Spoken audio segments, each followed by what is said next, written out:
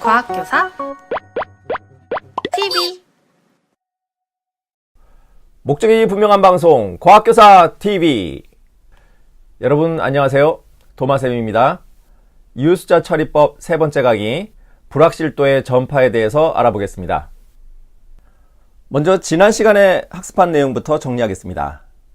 본 강의는 반복 측정하고 그렇게 해서 얻은 데이터들을 통계 처리하는 그런 실험은 다루지 않는다고 말씀드렸습니다.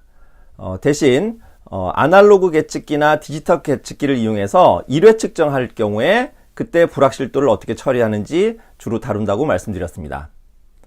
아날로그 계측기의 불확실도는 실험자 자신, 즉 여러분들이 정하는 거라고 말씀드렸죠. 아날로그 계측기의 제일 작은 눈금의 2분의 1, 5분의 1, 10분의 1 중에 선택해서 불확실도를 정하면 된다는 말씀드렸습니다. 그리고 디지털 계측기의 경우에는 그 제품을 만든 회사가 제공하는 사양서에 그 디지털 계측기가 가지고 있는 불확실도가 제공된다고 말씀드렸습니다. 그래서 그거를 찾아서 참고하면 된다고 말씀드렸습니다. 오늘 드릴 말씀은 불확실도의 전파에 관련된 내용입니다.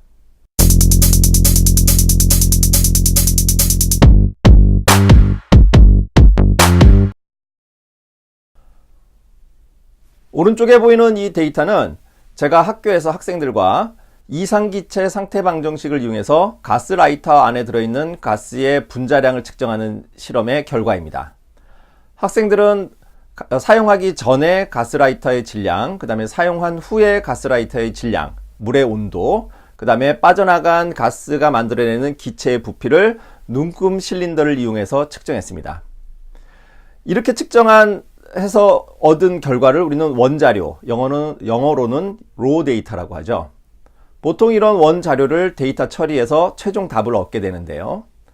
우리 학생들이 얻어낸 최종 분자량은 54.3041 하면서 소수점 밑에 자리가 쭉 길어지는 그런 값이었습니다. 이 상황에서 우리 학생들이 주로 하는 질문들이 있죠. 선생님, 소수점 몇째 자리까지 적어야 돼요? 아마 여러분들도 그런 질문을 해본 경험이 있을 겁니다. 사실은 이런 질문은 필요 없는 질문입니다.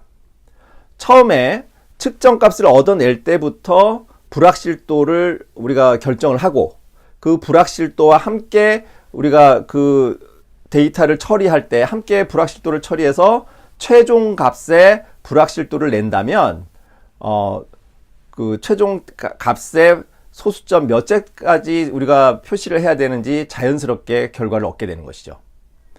이 강의를 통해서 여러분들은 바로 누구에게 질문해서 이걸 소수점 몇째짜리까지 적어야 되느냐 이런 질문하지 않고 자연스럽게 최종 데이터를 결정 짓는 방법을 알게 되실 겁니다. 그럼 본격적으로 불확실도의 전파 계산 방법에 대해서 알아보겠습니다. 처음 덧셈과 뺄셈입니다. 지금 보고 계신 문제를 지난 시간에 본 기억이 나시죠? 이 문제를 풀 때 왼손과 오른손의 차를 구할 때 그 불확실도는 더한다 이렇게 설명드리고 왜 그런지는 다음 시간에 알려드리겠다고 얘기를 한 적이 있습니다. 바로 그 이야기입니다. 지금 그림에서 보시는 것처럼 어떤 물체의 길이를 측정한 결과가 85.5 플러스 마이너스 0.5cm라고 합시다. 편의를 위해서 동일한 측정 결과를 우리는 더하는 경우를 한번 생각해 보도록 하죠. 그러면 85.5 플러스 마이너스 0.5cm 더하기 85.5 플러스 마이너스 0.5cm를 해야 되는데 그 결과값으로 나오는 가장 작은 결과는 각각 1차 측정과 2차 측정에서 0.5, 불확실도 0.5를 각각 뺀 값을 더하는 경우겠죠. 그래서 얻어지는 값은 170.0cm입니다. 결과로 가장 큰 결과값을 얻는 경우는 1차 측정에서 불확실도를 더한 86cm, 2차 측정에서 불확실도 0.5를 더한 86cm를 더해서 얻어지는 172cm가 가장 큰 값입니다.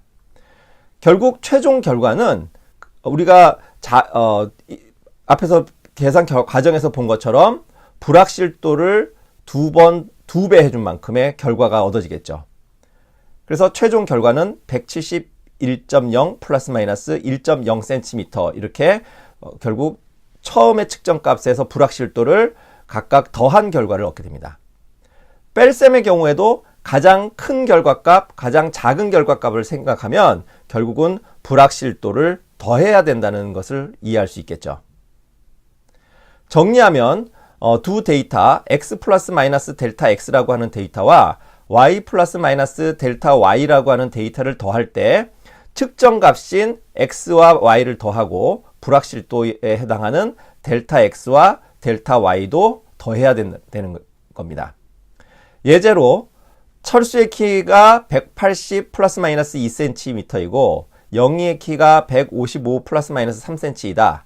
영희가 철수의 머리 위에 올라섰을 때의 높이는 이라고 했을 때 결국 최종 값은 180 더하기 155 해서 335라는 결과값을 얻어내고 불확실도에 해당하는 2cm와 3cm를 더한 5cm가 최종 불확실도가 됩니다.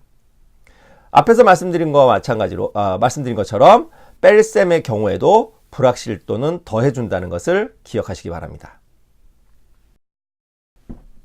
데이터의 덧셈 뺄셈 보충 자료입니다. 이 내용은 다음 강의 시간에 나올 유효숫자와 연관된 내용인데 지금 미리 한번 하고 넘어가는 게 좋을 것 같아서 보여드립니다. 앞에서 나온 철수, 그 철수의 키가 180 플러스 마이너스 2cm인데 만약에 그 철수 머리 위에 벼룩이 앉았다고 생각합시다. 그 벼룩의 키가 0.030 플러스 마이너스 0.005cm였다면 땅에서부터 벼룩의 제일 높은 데까지의 높이는 얼마일까? 라고 물어보는 질문입니다. 그러면 앞에서 보여드렸던 것처럼 측정값은 측정값끼리 더하고 불확실도는 불확실도대로 더하면 되겠죠. 그러면 180 플러스 0.030 해가지고 그 제일 높은 부위까지 높이가 180.030 그 다음에 불확실도가 플러스 마이너스 2.005 이렇게 답하면 될까요? 이거는 앞에서도 얘기한 것처럼 유효숫자와 관련된 것입니다. 180 더하기 0.030 했을 때 유효숫자 처리 때문에 우리는 최종 결과를 180에서 끊어야 됩니다. 불확실도도 덧셈할 때 유효숫자를 계산해 줘야 됩니다. 그러면 2 더하기 0.003 할 때 유효숫자는 2cm에서 딱 끊어야 됩니다. 그래서 최종 답은 180 플러스 마이너스 2cm 이렇게 2cm 이렇게 답해야 됩니다. 왜 이렇게 답해야 되는지는 나중에 유효숫자 처리할 때 말씀드리겠습니다. 그러니까 여기서 여러분들이 기억하셔야 될 거는 우리가 측정값끼리 더할 때 유효숫자를 계산해야 되고 불확실도끼리 더할 때도 유효숫자를 처리해야 된다는 것만 기억을 하고 넘어가시면 될 것 같습니다. 말이 나온 김에 보충 자료 한 번 더 보겠습니다. 이제 철수의 키가 아니고 어떤 스테인레스 원기둥, 사람의 키라고 하는 거는 이제 그 유효숫자, 그 다음에 불확실도의 한계가 있으니까 스테인레스 원기둥처럼 아주 고정되어 있는 그 원기둥이 높이가 180.00 플러스 마이너스 0.01cm라고 생각해 봅시다. 이 위에 아까 그 벼룩, 키가 0.030 플러스 마이너스 0.005cm인 벼룩이 앉았다면 땅에서부터 벼룩의 제일 높은 데까지의 높이는 얼마가 되느냐? 이러면 데이터들끼리 더한 값 180.00 더하기 0.030은 유효숫자가 180.03까지입니다. 철수의 머리 위에 벼룩이 앉았을 때와는 그 유효숫자가 다르죠. 그러니까 훨씬 더 정밀하게 측정됐기 때문에 데이터가 180.03까지이고 불확실도도 0.01 더하기 0.005 했을 때 유효숫자가 0.0 소수점 두째짜리까지이기 때문에 셋째짜리인 5에서 반올림해서 0.02라고 불확실도를 답해야 됩니다. 그래서 최종 답은 180.03 플러스 마이너스 0.02cm 이렇게 답해야 됩니다. 아무튼 지금 보여드린 이 예는 다음 강의에 유효숫자 처리 방법을 배우시면 자연스럽게 알게 되는 내용입니다. 과학 문제를 풀 때는 서로 다른 데이터를 곱하거나 나누는 경우가 굉장히 많죠. 운동량을 계산한다고 할 때는 질량과 속도를 곱해야 되고 화학에서 농도를 구하라고 하면 용질의 질량을 뭐 용매나 용액의 부피로 나눠주기도 합니다. 이처럼 곱셈과 나눗셈을 할 경우에 불확실도는 어떻게 계산할까요? 정리해서 결과부터 말씀드리면 측정값에 포함되어 있는 절대 불확실도를 상대 불확실도, 그러니까 퍼센트 불확실도로 바꾸고 그 퍼센트 불확실도를 더해줘야 됩니다. 지금 보시는 그 문제 9.1 플러스 마이너스 0.3 m/s의 속력으로 움직이는 질량 0.53 플러스 마이너스 0.01kg의 물체의 운동량을 계산하라. 이런 문제의 경우 속도의 불확실도인 0.3을 상대 불확실도, 퍼센트 불확실도로 바꿔서 3%라고 바꿔주고요. 질량의 불확실도 0.1kg에 해당하는 그 불확실도를 우리가 상대 불확실도로 환산해서 2%라고 바꿔줘야 됩니다. 그러고 나서 최종 결과를 할 때 운동량을 구한다면 0.53 곱하기 9.1 그 다음에 플러스 마이너스 불확실도는 2%와 3%를 더한 값 5%라고 대답해야 된다는 거죠. 그러면 최종 답은 4.8kg m/s 플러스 마이너스 5% 이렇게 됩니다. 요때 4.823에서 4.8이라고 답한 이유는 유효숫자 처리 규칙 때문에 그렇습니다. 그거는 다음 강의 시간에 말씀드릴 겁니다. 최종 결과를 이렇게 퍼센트 불확실도, 상대 불확실도로 남겨놔도 되고 최종 결과를 다시 절대 불확실도로 다시 환산해서 4.8 플러스 마이너스 0.2kg m/s 이렇게 답하기도 합니다. 나눗셈의 경우도 동일하게 상대 불확실도를 더해줘야 됩니다. 거듭제곱의 경우는 어떻게 하냐? 그거는 여러 번 이제 곱하는 거니까 그만큼 상대 불확실도를 더해줘도 되고 우리가 간단하게 그 거듭제곱한 것만큼 곱해주면 되겠죠. 한 변의 길이가 5.56 플러스 마이너스 0.5m인 정육면체의 부피는 어떻게 되느냐? 결국 0.56 플러스 마이너스 0.05m의 3승이 될 텐데요. 세제곱이 될 텐데 이것을 0.05 절대 불확실도 0.05를 상대 불확실도로 환산해서 0.9%라고 얻어낸 다음에 그 0.9%에다가 곱하기 3을 합니다. 그래서 최종 얻어진 값은 5.56의 세제곱인 172 세제곱 센치 여기서 단위가 잘못됐네요. 아무튼 172 세제곱미터 플러스 마이너스 3% 이렇게 답하시면 됩니다. 0.9% 곱하기 3 하면 2.7%인데 3%로 반올림한 것도 역시 유효숫자 처리 규칙 때문에 그렇습니다. 이렇게 딱 정수만큼의 제곱, 거듭제곱일 때는 간단한데 이런 소수점일 경우 2.3 이런 경우는 어떻게 하느냐? 마찬가지로 상대 불확실도에 2.3을 곱해 주시면 됩니다. 그래서 5.56cm에 2.3 제곱 플러스 마이너스 2.3 곱하기 0.9% 해서 51.7 플러스 마이너스 2% 이렇게 얻으시면 됩니다.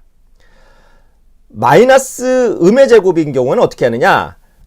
데이터를 얻을 때는 마이너스 3 세제곱 해서 얻으시면 되고 불확실도를 할 때는 마이너스를 제거하고 양의 값으로 3을 곱해서 3 곱하기 0.9 해서 3%라고 불확실도를 답하시면 됩니다. 가끔 어떤 측정 값에다가 상수, 그러니까 유효숫자가, 그러니까 불확실도가 포함되지 않은 어떤 결정되어 있는 어떤 상수를 곱하는 경우가 있죠. 이런 경우는 불확실도의 그만큼을 곱해주면 됩니다. 그래서 2 곱하기 2.0 플러스 마이너스 0.2cm일 때는 불확실도에도 2를 곱해서 최종 답은 4.0 플러스 마이너스 0.4cm가 됩니다. 200쪽인 책의 두께가 10.0 플러스 마이너스 0.1mm이다. 종이 한 장의 두께는 얼마인가? 그러면 결국은 10.0 플러스 마이너스 0.1mm를 100으로 나눠줘야 된다는 거죠. 200쪽이니까 이제 100장의 종이로 100장이다라고 했을 때 이제 100으로 나눠주면 되는데 이때 역시 0.1mm를 100으로 나눠주면 됩니다. 이렇게 상수를 곱하거나 나누는 경우의 특징은 원래 데이터의 상대 불확실도와 결과값으로 얻어지는 상대 불확실도의 값이 변하지 않는다는 특징이 있습니다. 지금까지 덧셈, 뺄셈, 곱셈, 나눗셈의 경우 불확실도가 어떻게 전파되는지 알아봤습니다. 그런데 눈치채셨는지는 모르겠는데 제목줄에 보면 불확실도의 전파 단순계산법 이렇게 제목을 달아놨거든요. 이렇게 단순계산법이라고 제목을 단 이유는 덧셈, 뺄셈의 경우에는 절대 불확실도를 더해주면 되고, 곱셈, 나눗셈의 경우에는 절대 불확실도를 상대 불확실도로 환산한 다음에 그 상대 불확실도 상태에서 더해주면 된다. 이렇게 단순하게 계산했기 때문에 이렇게 제목을 붙여놨습니다. 근데 이렇게 굳이 제목을 붙인 이유는 뭐냐? 다음에 이 슬라이드 다음에 나오는 내용을 보면 이렇게 단순하게 계산하는 방법 말고 또 다른 불확실도의 계산 방법이 있기 때문입니다. 지금까지 봤었던 단순 계산법을 그림을 통해서 이해하면 이 그림과 같습니다. 그러니까 그 두 개의 데이터의 그 불확실도의 범위를 다 더해버린다라는 그런 의미거든요. 이런 경우에는 불확실도가 좀 크게 잡히는 경향이 있습니다. 불확실도 1과 불확실도 2의 그 범위를 다 더해줘서 최종 불확실도를 얻어내는 게 단순 계산법이었는데, 어차피 우리가 어떤 측정을 했다면 굉장히 정성 들여서 우리가 그 최저값에 가깝게 잡았을 테니 이렇게 단순 계산법으로 잡은 불확실도는 너무 과한 거 아니냐, 이런 생각인 거죠. 그래서 이 그림에서 나온 것처럼 좀 더 작게 잡으면 안 될까 하는 생각인 겁니다. 그래서 이제 불확실도의 전파, 불확실도를 엄격하게 잡는 법, 이렇게 제가 제 나름대로 제목을 잡았는데요. 그러니까 불확실도를 잡을 때 덧셈, 뺄셈의 경우 절대 불확실도의 제곱한 값을 더하고 그것의 제곱근을 얻어내는 방법입니다. 그러면 철수의 키, 앞에서 봤었던 그 문제입니다. 철수의 키가 180점 플러스 마이너스 2cm고 155 플러스 마이너스 3cm인 0의 키를 우리가 더했을 때 180 더하기 155하고 플러스 마이너스, 우리가 간단한 계산법, 단순 계산법을 했을 때는 불확실도가 5cm가 됐었는데, 이렇게 지금 엄격하게 잡는 법, 이렇게 제곱근을 얻는 방법으로 했을 때는 4가 나온다는 거죠. 여기 또 제가 단위 실수했네요. 4cm인데. 그러니까 앞에서 우리가 단순 계산법으로 얻었을 때는 5라고 불확실도가 잡혔는데, 이런 식으로 불확실도를 잡으면 4cm, 이렇게 좀 더 작게 잡히는 경향이 있습니다. 엄격하게 잡는 법의 경우도, 뺄셈의 경우도 동일한 방법으로 얻어냅니다. 곱셈과 나눗셈의 경우에는 절대 불확실도를 상대 불확실도로 바꾸고 그 상대 불확실도의 제곱을 한 값들을 다 더하고 그것의 제곱근을 얻어냅니다. 앞에서 봤었던 운동량 계산했었던 문제를 동일한 방법으로 풀게 되면 9.1 곱하기 0.53에서 4.8kg/m/s 얻어내고 우리가 제곱근을 통해서 얻어내면 4% 나옵니다. 앞에서 얻었던 문제, 그러니까 단순 계산법으로 얻었을 때의 불확실도는 5%였죠. 마찬가지로 이렇게 엄격하게 잡았을 때도 곱셈과 나눗셈의 경우에도 불확실도가 좀 작게 잡히는 경우가 있습니다. 나눗셈의 경우도 동일하게 계산을 합니다. 더해줘야 된다는 겁니다. 그러면 단순 계산법이 있고 엄밀하게 잡는 방법이 있고 이 두 가지 방법이 있는데 뭐 어떤 걸 선택하라는 말이냐, 이렇게 선택의 상황이 되는데요.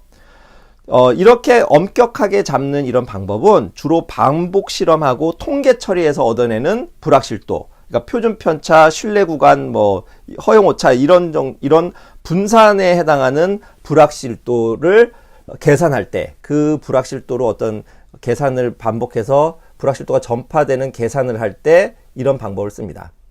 그래서 우리가 그 1회 측정, 아날로그 측정기를 이용하거나 디지털 계측기를 이용해서 1회 측정에서 얻어지는 불확실도의 경우에는 앞에서 제가 소개시켜 드렸던 그런 단순 계산법을 이용하시면 되겠습니다. 그래서 여기 엄밀하게 잡는 법, 이런 루트를 이용한, 제곱근을 이용하는 이런 방법도 있다는 것만 기억하시면 될 것 같습니다. 이번 강의 말고 이전 강의에서는 불확실도를 어떻게 잡느냐, 그러니까 불확실도를 어떻게 결정하느냐 알아봤었고, 이번 강의 들어서 지금까지 그렇게 얻어낸 측정값들의 불확실도가 뭐 더하고 곱하고 뭐 나누고 했을 때 불확실도가 어떻게 전파되는지에 대해서 알아봤습니다. 그러면 이제 결국 이제 최종 여러분들이 보고서에 최종 값을 적어야 되지 않습니까? 그랬을 때 주의할 점이 있습니다. 규칙이 있습니다. 그것에 대해서 알아보겠습니다.